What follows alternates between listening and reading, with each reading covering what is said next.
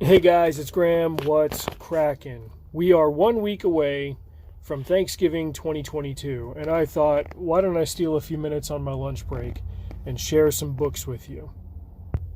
I'm going to do a video next week, the morning of, kind of talking about the history of how we ended up with this day. I know I did a live stream last year, and I touched on some of it. I'm sure that I'll be doing this kind of annually. It's just a thing that has come up organically, and I love doing it. And I suppose that each year that I read another book about this time period and this group of people, I'm going to find something new that I want to share with you all. This kind of started when I considered, well, what would I share with the subscribers in 2022? What was going on in 1622? That would have been the end of the Pilgrims' second year in North America. They would have continued the relations that they had with the Wampanoags, but things would have begun to change. And how? Well, that was when other ships started to show up at Plymouth and in Massachusetts and in the surrounding area. And it brought new people that weren't all on board with the Pilgrims and their religious experiment. And that changed the dynamic.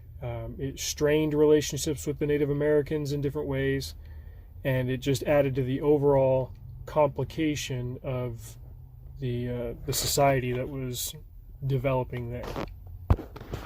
The first book is, of course, Nathaniel Philbrick's Mayflower, recommended to me by my friend David J. West. Philbrick is an excellent historical writer. I find his style very readable and easily digestible. He does a very good job, especially in the beginning of this one, of setting the table, letting you know who the players are, where they were, why they were there, and what their motivations were. And not just the Europeans. While we do have a lot of documentation about Bradford, Brewster, Winslow, those early big figures in the Plymouth colony, he does also share a lot of research, such as we have it, on figures like Sachem Massasoit and Squanto.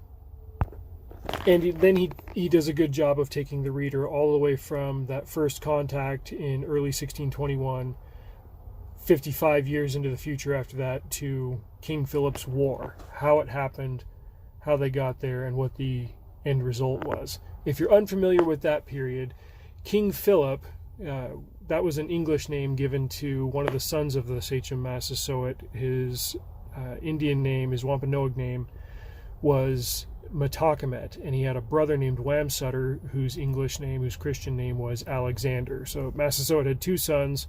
Their names were Matacomet and Wamsutter, but they were also known as Philip and Alexander.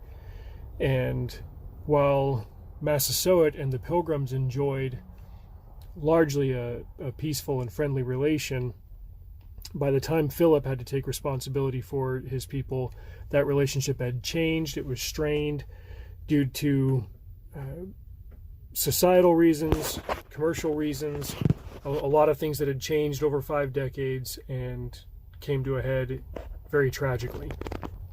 Tragedy struck primarily the Native Americans as they ended up on the losing side of the engagement, but the Pilgrims didn't get away from it unscathed either. But I'm getting ahead of myself. Philbrick's book is the one that I recommend universally, just because it's the most accessible and it offers a very concise, but detailed in the right places, view of the entire ordeal from 1620 to 1676. Then we come to this book by John Turner called They Knew They Were Pilgrims. I just read it a couple of weeks ago. Is it good? It's very, very detailed. Turner does a good job of bringing those details to light. Where he goes wrong is in his editorialization. The overall tone of his writing is very anti when it comes to the Pilgrims. He comes off as somebody who's on a myth-breaking crusade and would almost have you believe that everything you're taught about the Pilgrims in elementary school in America is deceptive and wrong and needs to be broken out of your head. There's a bias in his writing that makes the book overall less approachable than Philbrick's. Things like names, dates, historical context, and motivations for different actions and big movements that happened. I think he was good on those. I just think that where he went wrong was in feigning more objectivity while very clearly having a perspective and not really declaring that outright. There's a growing movement of political and social hostility towards the Thanksgiving holiday that I believe attacks its foundations from a bad premise, coming from a bad place and a disingenuous place. And I feel like Turner has thrown his work in with this side. But I don't want to say that the book has no value. I really, really enjoyed it for about the first 75%, and then as more of his own opinion started to creep in, my excitement tapered off. Fortunately, right here is where we come to the third book of this video, and another book that I just finished reading yesterday, actually, and it's made my best of year list. Another book simply called Mayflower by Rebecca Fraser, or Frazier perhaps. And I think it combines the best parts of Philbrick and the real value of Turner into a very complex and very detailed and very fair overall narrative of what happened when the Pilgrims showed up, why they went there to begin with, how things went initially, and ultimately how things went sideways. Out of these three authors, Fraser is one who is the most inclined to use footnotes, and these came across very well in the audiobook, narrated by Kate Redding, by the way, helping the listener to understand terms that have fallen out of common or popular usage. She also puts a great deal of effort into explaining the Europeans' perspective and then turning around and explaining the Indians' perspective. The Pilgrims showed up because they wanted religious freedom, they didn't have it in England, and they had too much difficulty with it in Holland, so they decided to show up in the New World on what was largely an economic venture, at least as far as their sponsors were concerned. And while not everybody in their group was part of their faith, part of their congregation, they were all part of what they called a body politic, which they declared under the Mayflower Compact. They weren't afraid of hard work. In fact, they got their fair share of it, especially as they were short-handed, malnourished, sick, and laboring under terrible weather conditions because they didn't really get on shore until December of 1620. On the flip side of that coin, Fraser explains why the Native Americans didn't want to meet this new group of Europeans that had showed up, even though they knew they were there. Several of the Wampanoag tribes had encountered English and French sailors before. A lot of them were slavers, many of them were deceptive. The most recent encounters with them had not gone well.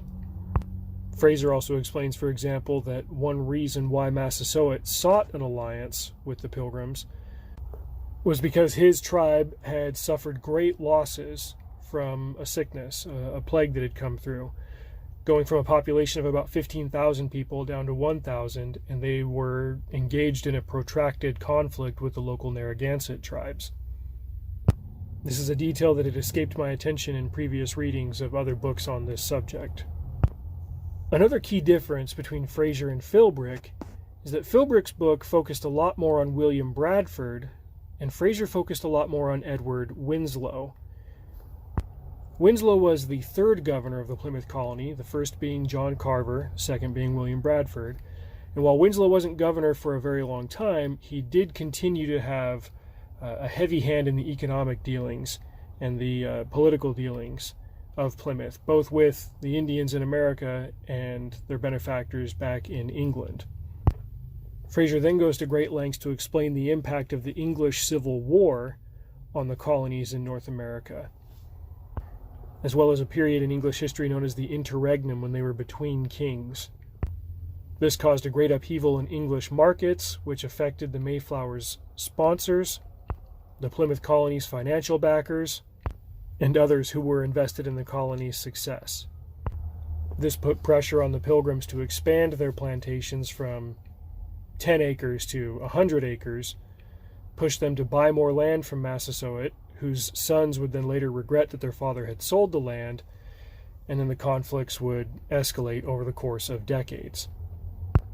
I could go on, but I don't want to drag this video out too long. I really just want to recommend these books to you, especially Rebecca Fraser's. I think she offers the approachability of Philbrick, the details of Turner, and a benevolent objectivity that this subject deserves. What happened with the Mayflower Pilgrims and the Plymouth Colony is much more complex than just a bunch of Europeans showed up, stole land from Indians, killed them off, and decided to stay there and hoped that everybody forgot about it. In fact, that is an outright lie. That is a very bad mischaracterization of what happened. It would be polite to say that it oversimplifies the actual history of it. It downright does a disservice to it. I think as you read this book, you'll see that this particular engagement in this particular century was no different than any other human engagement in history, in that these two groups, these Europeans and the Indians, did well by each other, they did wrong by each other, things were good for a while, things went bad, then they went worse, mistakes were made, sins were committed, tragedies occurred, lives were lost, and the trajectories of two people were changed forever, and they are strands in the tapestry that define us in North America today. So check out these books, let me know what you think, and I will talk to you soon. Drive safe. See you out there.